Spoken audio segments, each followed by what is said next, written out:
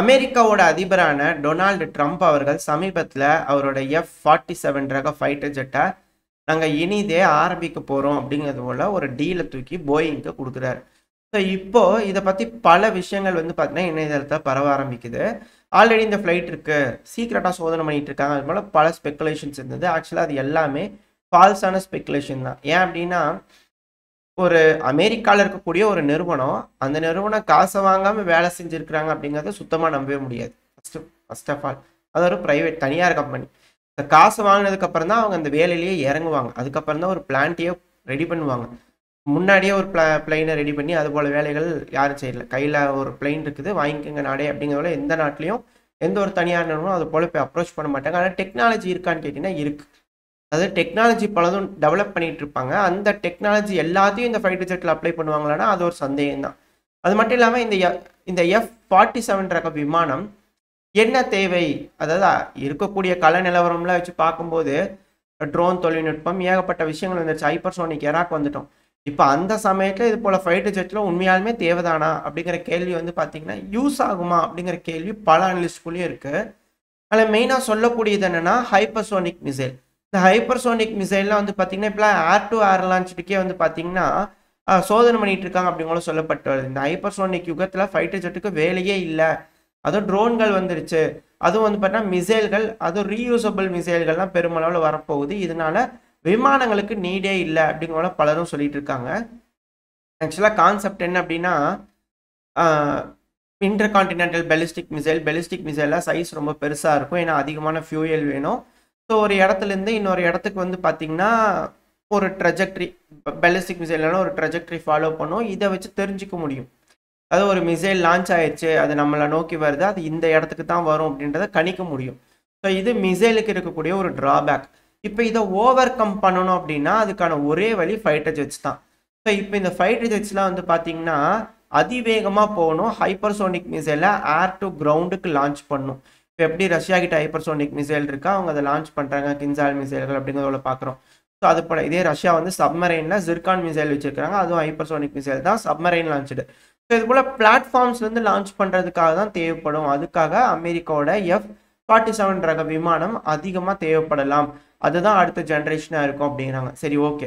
இப்போ hypersonic மிசைலை launch பண்ணுறாங்க இல்லையா, அதாவது மிசைல்கள் அதுவும் ஏர் டு ஏர்லாம் லான்ச் பண்ணுறாங்க. இது ஒரு டாக் ஃபைட்டுக்கான யூஸ் பண்ண முடியாது. அடுத்த ஜென்ரேஷன் அப்படிங்கிறது டாக் ஃபைட்டுக்கெலாம் இருக்காது. ஏன்னா இதெல்லாம் வந்து நியர் ஸ்பேஸில் வந்து பார்த்திங்கன்னா இருக்கக்கூடிய சண்டையாக இருக்கும். ஏன்னா இது போல் விமானங்கள் ஃபைட்டர் ஜெட்டில் வந்து பார்த்தீங்கன்னா சைஸில் சிறுசாக இருக்கிறனால கம்மியான ஃபியூல் தான் எடுத்துகிட்டு போக முடியும். இப்போ எப்படி இந்த விமானங்கள்னால எதிரியோட டெரிட்டரிக்குள்ளே போய் ஊடுருவ முடியும் அப்படின்ற கேள்விகள் வருது. மேபி ரேஞ்சு முன்ன பின்ன இருக்கலாம், ஆனால் இது கிளைடபிள் ஏர்கிராஃப்டாக இருக்கும் அப்படிங்கிற சொல்கிறாங்க. ஏன்னா இது கிட்ட இருக்கக்கூடிய இன்ஜினை யூஸ் பண்ணி அவுட்டர் ஸ்பேஸ் வரைக்கும் போயிட்டாங்க அப்படின்னா, நியர் ஸ்பேஸ் வரைக்கும் போயிட்டாங்க அப்படின்னா, அந்த இடத்துலேருந்து கிளைட் ஆக ஆரம்பித்தாங்க அப்படின்னா மேபி அதுலேருந்து ஒரு கிளைடு வெஹிக்கிளை இந்த விமானங்கள்னால ரிலீஸ் பண்ண முடியும். ஸோ அப்படி ரிலீஸ் பண்ணுறாங்கன்னா துல்லியமான தாக்குதல், இதில் வந்து பேலோடு கம்மியாக தான் இருக்கும், அது போல் விஷயங்கள்லாம் இருக்குது. ஆனால் கிளைடபிள் பேலோட்ஸை வந்து பார்த்தீங்கன்னா இந்த விமானங்கள்னால ரிலீஸ் பண்ண முடியும். அப்படி ரிலீஸ் பண்ணுறாங்க அப்படின்னா அது குறிப்பிட்டு ஒரு பகுதியை தாக்குதல் பண்ண முடியும். ஏன்னா இந்த ஃபைட்டர் ஜெட்டோட கான்செப்ட் என்ன, எதிரியோட ஃபைட்டர் ஜெட் வருது அப்படின்னா அதை நியூட்ரலைஸ் பண்ணுறதுக்கும் இன்டர்செப்ட் பண்ணுறதுக்கு யூஸ் பண்ணலாம். இல்லைன்னா எதிரியோட மிசைல்கள் வருதுன்னா அதை இன்டர்செப்ட் பண்ணுறதுக்கு நம்ம யூஸ் பண்ணலாம். இல்லை எதிரிகளோட நிலைக்குள்ளே போய் உளவு வேலை பார்க்கறதுக்கு யூஸ் பண்ணிக்கலாம் ரிகானிசன் பர்பஸ்க்கு. இல்லை அப்படின்னா எதிரியோட நிலைக்குள்ளே போய் ரொம்ப தொலை தூரத்தில் டீப் இன்சைட் போய் அந்த இடத்துல ஏதோ ஒரு பகுதியில் தாக்குதல் பண்ண முடியும். இது போல் பல விஷயங்களுக்கு இது போல் ஃபைட்டர் ஏர்கிராஃப்ட் நம்ம யூஸ் பண்ணுவோம். இப்போ வரக்கூடிய அந்த நெக்ஸ்ட் ஜெனரேஷன் ஃபைட்டர் ஜெட்ஸுங்கிறது இந்த 6ஆம் தலைமுறை போர் விமானங்கிறது கிளைடபிள் வெஹிக்கிளாக இருக்கும். அதுவும் இது என்னோட தனிப்பட்ட கருத்து தாங்க, இது இப்படி தான் அப்படிங்கிறதோட யாரும் சொல்ல, இது என்னோட தனிப்பட்ட கருத்து.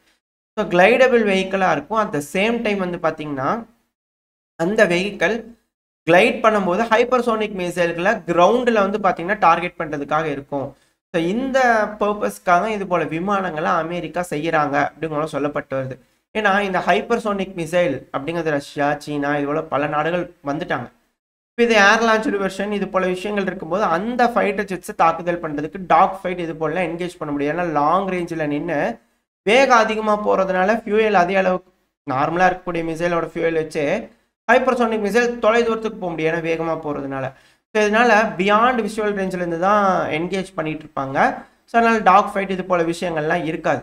ஸோ அந்த ஒரு காரணத்தினால கிளைடபிள் ஃபைட்டர் ஜெட்டாக இருக்கும் அப்படிங்கிறது போல் என்னோட ஒரு தனிப்பட்ட கருத்தாக இருக்குது. ஸோ இது போல் டெக்னாலஜிஸ்லாம் ஆல்ரெடி அமெரிக்கா கிட்டே இருக்குது. இது போல் ஃபைட்டர் ஜெட்லாம் செஞ்சு பார்த்துருக்காங்க. ஸோ மேபி அது போல் விஷயங்களை அடுத்த ஜெனரேஷன் போயிங் விமானம் தயாரிக்க போகிறாங்க இல்லையா, ஸோ அதில் வேணுங்கிற விஷயங்களை இண்டக்ட் பண்ணி ஒரு ப்ரைமரி ஹைப்பர்சோனிக் யுக விமானமாக இது இருக்கும். ஏன்னா இனிஷியல் ஸ்டேஜஸில் விமானங்கள் வந்து பார்த்திங்கன்னா வெறும் உளவு வேலை பார்க்கறதுக்காக தான் உருவாக்குனாங்க. அதுக்கப்புறம் துப்பாக்கி வச்சு டாக் ஃபைட்டுக்கு யூஸ் பண்ணாங்க. அதுக்கப்புறம் அதில் குண்டுகளை கட்டிட்டு கொண்டு போய் போட்டாங்க. அதுக்கடுத்து தான் மிசைல்லாம் லான்ச் பண்ணுற மாதிரி ஃபைட்டர் ஜெட்ஸ்லாம் உருவெடுத்தது. ஸோ இது போல் டிரான்சிஷன் இருக்குது. ஸோ இப்போது ஆல்ரெடி வந்து பார்த்தீங்கன்னா மார்க் 5க்கு மேலே போகக்கூடிய விமானங்களை சோதனை பண்ணி பார்த்தாங்க ரிகானிசனுக்காக. இனிஷியலாக அப்படி தான் பிளைன்ஸ்லாம் இவால்வ் ஆகுது. ஸோ இப்போ குண்டுகளை கட்டிட்டு கொண்டு போய் போகிறது. ஸோ ஹைப்பர்சோனிக் மிசைல்னால கிளைடு வெஹிக்கிளை லான்ச் பண்ணுறதுக்கான ஒரு பிளாட்ஃபார்மாக இது இருக்கலாம், ஏர் லான்ச் பிளாட்ஃபார்மாக இருக்கலாம். ஏன்னா இதில் என்ன ஒரு பெனிஃபிட் கிடைக்கும்னா, மிசைலுக்கும் இதுக்கும், மிசைல் ஒரு இடத்துல இருக்கும், லான்ச் பண்ணும்போது சேட்டலைட்ஸ்லாம் டிடெக்ட் பண்ணிட முடியும் இந்த இடத்துலேருந்து லான்ச் ஆகுதுன்னு. ஆனால் இதே விமானங்கள்னு வச்சுக்கோங்க, தாழ்வாக இனிஷியலாக அவங்களோட டெரிட்டரியிலேருந்து தான் பறக்க ஆரம்பிப்பாங்க பாதுகாப்பான பகுதிகள்லேருந்து. ஸோ அப்படி டேக் ஆஃப் ஆகி லோ ஆல்டிடியூட்லேயே வராங்க, இல்லை ரொம்ப ஹையாக போயிட்டாங்க அப்படின்னாலும் எந்த பகுதிக்கு போகிறாங்க, எந்த இடத்துல டார்கெட் வைக்கிறாங்கன்னு தெரியாமல் வேறு வழியாக போய் சுற்றி வந்து கூட தாக்குதல் பண்ண முடியும். இது போல் எதிரிகளை கன்ஃபியூஸ் பண்ண முடியும். கடைசி வரைக்கும் அந்த கிளைடு வெஹிக்கிள் லான்ச் பண்ணதுக்கப்புறம் கூட தாக்குதல் நடக்கிற வரைக்கும் எந்த இடத்த இலக்காக வச்சு இவங்க இது போல் கிளைடபிள் வெஹிக்கிளை அனுப்பியிருக்காங்க அப்படிங்கிறது தெரியாது, அந்த பேலோட அனுப்பியிருக்காங்கன்றது தெரியாது. ஸோ இது போல் காரணங்களுக்கு இந்த ஃபைட்டர் ஜெட்ஸ் இனிஷியலாக பயன்படலாம் அப்படிங்கிற என்னோட ஒரு தனிப்பட்ட கருத்து. நடக்குதா என்ன அப்படிங்கிற வெயிட் பண்ணி பார்க்கலாம். நான் SU-47 பற்றி பேசணும்னு சொல்லியிருந்தேன் இல்லையா, ஸோ அதுக்காக சொல்ல வந்தேன். இவ்வளோ பல விஷயங்கள் அதை பற்றி பேசிட்டு இருக்காங்க, ஆல்ரெடி இருக்குது, கூடி சீக்கிரம் பண்ணிடுவாங்க. அது போல நடக்காது. போயிங் விமானம் இப்போ தான் கான்ட்ராக்ட் வாங்கியிருக்காங்க. இதுக்கப்புறம் தான் பிளான்ட்டை போட்டு ரெடி பண்ணி ஒரு ப்ரோட்டோடைப் உருவாக்கி டெஸ்ட் ஃபேஸிங் போய் அதுக்கப்புறம் தான் அது வந்து பண்ணால் ப்ரொடக்ஷனுக்கு போகுமே தவிர, இனிஷியலாக ஒரு விமானத்தை கண்டுபிடிச்சி வச்சு அதை அமெரிக்காகிட்ட காமிச்சு காசு வாங்கிட்டு போய் செய்யறதுக்கான வேலைகள்லாம் இது வரைக்கும் நடந்ததில்லை, இப்போவும் நடக்காது. ஸோ இதுக்கப்புறம் எவ்வளோ சீக்கிரத்தில் இது போல் விமானங்கள் இல்லை வேறு மாதிரி ஏதோ ஒரு டெக்னாலஜி வச்சு போயிங் விமானம் வந்து பார்த்தீங்கன்னா F-47 ரக விமானத்தை உருவாக்க போகிறாங்களா, என்ன நடக்க போன்றதை வெயிட் பண்ணி பார்க்கலாம். அடுத்த மிக முக்கியமான விஷயம், ஸ்வீடன் இது போல் நாடுகள்லாம் இதுக்கு முன்னாடி நியூட்ரலாக இருந்தாங்க. இந்த ஸ்வீடன், ஃபின்லாண்ட்லாம் இப்போ நேட்டோவில் சேர்ந்ததுக்கு அப்புறமா அவங்களுக்கான இராணுவ எக்ஸ்பென்ஸ் அப்படிங்கிறது வந்து பார்த்தீங்கன்னா மிக பெருமளவில் அதிகரிச்சுக்கிட்டு இருக்கு. அது மட்டும் இல்லாமல் மார்க் ரூத்தே அவர்கள் நேட்டோவோட சீஃப் இருக்கிறார் இல்லையா, அவர் தரப்புலேருந்து பல விஷயங்கள் சொல்லிட்டு இருந்தாங்க. நேட்டோவில் ஜிடிபியை இன்க்ரீஸ் பண்ணுங்கப்பா, 2%லேருந்து 3%க்காவது பண்ணுங்கப்பா அப்படிங்கிற பெருமளவில் ரெக்வஸ்ட் வச்சிருந்தார். ட்ரம்ப் அவர்கள் 5 அப்படிங்கிற சொல்கிறாரு. ஸோ அப்படி சொன்னால் தான் கொஞ்சம் கொஞ்சமாக இன்க்ரீஸ் பண்ணுவாங்க அப்படிங்கிறது போல். ஸோ இதில் முதல்ல லீப் எடுத்தது போலாண்ட். இப்போ அடுத்தது வந்து பார்த்தீங்கன்னா ஸ்வீடன் மிக பெருமளவில் டிஃபென்ஸ் பட்ஜெட்டை இன்க்ரீஸ் பண்ண ஆரம்பிச்சிருக்காங்க. அவங்களோட ஜிடிபியில் 3.5 வரைக்கும் போயிடும், 2030க்குள்ளே அச்சீவ் பண்ணிடலாம் அப்படிங்கிற யோசிச்சுட்டு இருக்காங்க. அதுவும் $30 பில்லியன் அளவுக்கான தொகையை வந்து பார்த்தீங்கன்னா இன்வெஸ்ட் பண்ண போகிறாங்க மிலிட்ரிக்காக அப்படிங்கிற சொல்கிறாங்க. அதிநவீனமயமாக்குதல். இந்த கோல்டு வார் எல்லாரும் வந்து பார்த்தீங்கன்னா அவங்க அடிச்சிருவாங்களா நம்மள, இவங்க அடிச்சிருவாங்களா நம்மள அப்படிங்கிறது ஒரு காலகட்டத்திலையும் இது போல் பயங்கள் வராது தான்.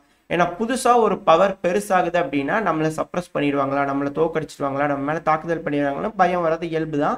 ஸோ அந்த டைமில் வந்து பார்த்தீங்கன்னா எல்லாரும் அதிகமாக டிஃபென்ஸுக்கு பட்ஜெட் அலோகேட் பண்ணி ஸ்பெண்டிங் பண்ணுவாங்க. ஸோ அந்த சூப்பர் பவர் வந்து பார்த்தீங்கன்னா உருவெடுக்கிற சூப்பர் பவர் ஆயிடுச்சுன்னா அதுக்கு வைக்கக்கூடிய கண்டிஷனில் அதோட டேர்ம்ஸில் வந்து பார்த்தீங்கன்னா உலகம் இயங்க ஆரம்பிக்கும். இல்லை எக்ஸிஸ்டிங் சூப்பர் பவர் ஜெயிச்சிச்சு அப்படின்னா அதை சப்ரஸ் பண்ணி ரெப்ரஷன் போட்டு அதை மிக பெருமளவு டிச் பண்ணுறதுக்கான வேலைகள்லாம் நடக்கும். இதுதான் காமனாக இருக்கக்கூடிய விஷயம். இப்போ பிரிக்ஸ் நாடுகள், அதாவது இப்போது வேறு மாதிரியான ஒரு உருவெட்டுறது இருக்குது இந்த டைமில் வந்து பார்த்திங்கன்னா. ஏன்னா collective west versus collective east அப்படிங்கிறது போல் வந்துருச்சு. இதெல்லாம் ஆஃப்ரிக்கா, மிடில் ஈஸ்ட்டு, இது சவுத் அமெரிக்கா, இதெல்லாம் தனி. நம்ம சொல்கிறது இந்த மேற்குலக நாடுகள், இப்போதைக்கு ஆதிக்கம் இருக்கக்கூடிய மேற்குலக நாடுகள். ஸோ புதுசாக டாமினேட் பண்ணணும்னு நினைக்கிற கிழக்கு நாடுகள். ஸோ இந்த நாடுகள்லாம் பெருமளவில் சூப்பர் பவர் ஆகிறதுனால, எக்கனாமிக்கலி சூப்பர் பவர் ஆகிறதுனால இப்போ எக்ஸிஸ்டிங்காக இருக்கக்கூடிய சூப்பர் பவர்ஸ்லாம் பயப்படுறாங்க அப்படிங்கிறது இதில் இருக்கக்கூடிய விஷயம். அதனால அதிகமாக மிலிட்ரி ஸ்பெண்டிங் பண்ணிக்கிட்டு இருக்காங்க. எந்த ஒரு மாற்றமும் இல்லை. இதில் என்னன்னா, இதில் அந்த ரஷ்யாவோட டேரெக்டாக என்கேஜ் பண்ணலாமா அப்படின்ற வேலைகள், இல்லை இன்டைரக்டாக என்கேஜ் பண்ணலாமா அப்படிங்கிற போல வேலைகளை தான் இறங்கியிருக்காங்க. இந்த ஸ்வீடன் டிஃபென்ஸ் பட்ஜெட் இன்க்ரீஸ் பண்ணுறாங்க, டிக்ரீஸ் பண்ணுறாங்கன்றதுலாம் வேற. ரஷ்யா வந்து தாக்கிடுவாங்க, அது பண்ணிடுவாங்கன்னு இவங்க யோசிக்கிறதுலாம் வேற. ஆனால் இவங்க யோசிக்கிறதுக்கான மிக முக்கியமான காரணம் என்னன்னா, இப்போ ஸ்வீடன் புதுசாக ஒரு அவங்களோட அசால்ட் போட்டை வந்து பண்ண சோதனை பண்ணி பார்த்துருக்காங்க. இது ஆல்ரெடி இருக்கிறது தான். இந்த ரகமான போட்டை அதிக அளவில் உக்ரைனுக்கு கொடுத்துருக்குறாங்க ஸ்வீடன். இப்போ இந்த போட்டில் புதுசாக டார்பிடோஸை லான்ச் பண்ணுற மாதிரியான சோதனையை செஞ்சு பார்த்துருக்குறாங்க ரஷ்யா. ஸோ இப்போ இது போல் டார்பிடோஸ் லான்ச் பண்ணலான்னா இப்போ கருங்கடலில் வேற வந்து பார்த்தீங்கன்னா புதுசாக மிஷன் கொண்டு வரலாம், கண்காணிப்பு மிஷன் கொண்டு வரலாம், ஏகப்பட்ட விஷயங்கள் சொல்கிறாங்க. ரெண்டாவது உக்ரைனை பலப்படுத்தணும் கருங்கடல் அப்படின்னா இது போல் டார்பிடோஸ் லான்ச் பண்ணக்கூடிய அசால்ட் போட்ஸ் எல்லாம் கொடுத்தோம்னா தான் பெருமளவில் பயன்படுத்த முடியும். ரஷ்யாவோட போட்ஸ் சப்மரைன்ஸ்லாம் வந்தாங்கன்னா அதை வந்து நியூட்ரலைஸ் பண்ணுறதுக்கு யூஸ்ஃபுல்லாக இருக்கும். இப்போது அதிநவீனமான ஆயுதங்களை இவங்க தயாரித்து உக்ரைனுக்கு கொடுத்து ரஷ்யாவை அட்டாக் பண்ணிகிட்டே இருந்தால் ஒரு கட்டத்துக்கு மேலே அவங்க அட்டாக் பண்ண தானே செய்வாங்க. இது மனித இயல்பு தானே. ஸோ அதனால தான் இவங்க பயப்படுறாங்களா அப்படிங்கிற போல கேள்விகளும் வர ஆரம்பிச்சிருக்கு. ஸோ இப்போ இது போல் டார்பிடோஸ் லான்ச் பண்ணுற மாதிரியான சோதனைக்குள்ளே இறங்கியிருக்காங்க. ஸ்வீடனை பொறுத்த வரைக்கும் அவங்களோட மிலிட்ரி இண்டஸ்ட்ரியல் காம்ப்ளெக்ஸில் பெருமளவில் அவங்களோட ஆயுதங்கள் அவங்களே தயாரிப்பாங்க. இப்போ நேட்டோவில் இருக்கிறதுனால அது சப்ரஸ் ஆயிருமா அப்படின்ற கேள்விகள், பதட்டங்கள் ஸ்வீடனுக்குள்ளே வந்திருக்கு. ஏன்னா இதைத்தான் வந்து யூரோப்பியன் யூனியன் நாடுகள்லாம் பேசிகிட்டு இருக்கிறாங்க. நம்மளோட பணம் நம்ம அலோகேட் பண்ணி நம்ம நாட்டுக்கான, அதாவது யூரோப்பியன் யூனியனில் இருக்கக்கூடிய நாடுகள் நம்ம பணத்தை அலோகேட் பண்ணி நம்மளோட டிஃபென்ஸ் இண்டஸ்ட்ரீஸ் வந்து பார்த்தீங்கன்னா பிரதானப்படுத்தணும் அப்படிங்கிறது போல வேற ஒருத்தங்கிட்ட இருந்து வாங்காமல், இன்க்ளூடிங் அமெரிக்கா. ஸோ வாங்காமல் நம்மளதை பிரதானப்படுத்தணுன்றாங்க. ஸோ இந்த வகையில் ஃப்ரான்ஸு, ஜெர்மனி, ஸ்வீடன் இவங்களுக்குள்ள சண்டை டஃப்பாக இருக்கும்போது இது சண்டை வருமா அப்படிங்கிற ஒரு கேள்விகள் இருக்குது. ஸோ என்ன நடக்க போகுது அப்படிங்கிறது பார்ப்போம். ஒரு கட்டத்துக்கு மேலே இவங்களுக்குள்ள ஒரு ஒப்பந்தங்கள், புரிந்துணர்வு வரல அப்படின்னா கண்டிப்பாக யூரோப்பியனில் பிளவு வரும் அப்படிங்கிறதோட சொல்கிறாங்க. இந்த டிஃபென்ஸ் இண்டஸ்ட்ரி பேஸ் பண்ணி ஆனால் எல்லாரும் அதிகமாக இன்வெஸ்ட் பண்ணும்போது அந்த பணம் நம்ம நாட்டுக்கே திரும்பி வரணும்னு யோசிப்பாங்க. ஒருத்தவங்களுக்கு கொடுத்து ஆயுதம் வாங்கணும் அப்படிங்கிறது போல இவங்க யோசிக்க மாட்டாங்க. ஏன் அப்படின்னா நம்ம டிபெண்ட்டாக போயிடுவோம் அந்த நாட்டுக்கு அப்படிங்கிறது போல.